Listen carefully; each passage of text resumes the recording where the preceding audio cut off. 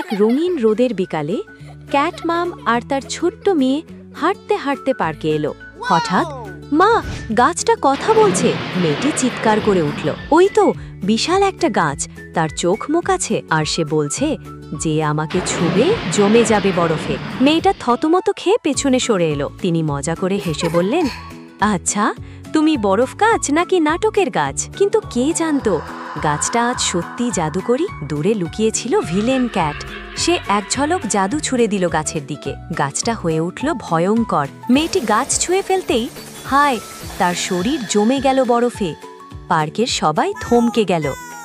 ক্লামসি kitten তো কাঁদতে কাঁদতে বলে উঠল, আমরা এখন কি করব মা? ক্যাটমাম শান্ত, কিন্তু চোখে দৃঢ়তা। তিনি ধীরে ধীরে গাছের কাছে গিয়ে তিনি পকেট থেকে বের করলেন এক হার্ট শেপ পাথর। গোলাপি আলোয় জল করছে। তা তিনি রেখে দিলেন গাছের শিকড়ে। আলোর ঝলক চারপাশে ছড়িয়ে পড়ল। গাছটা কেঁদে ফেলল, আর সেই কান্নার জলে গলে গেল বরফ।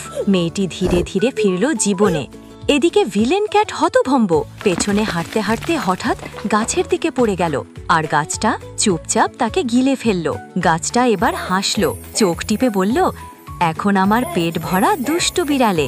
মেয়ে ছুটে এসে মাকে জড়িয়ে ধরল। শেষে ক্যাটমাম বললেন, ভালোবাসা জমিয়ে দেয় না, গলিয়ে দেয়।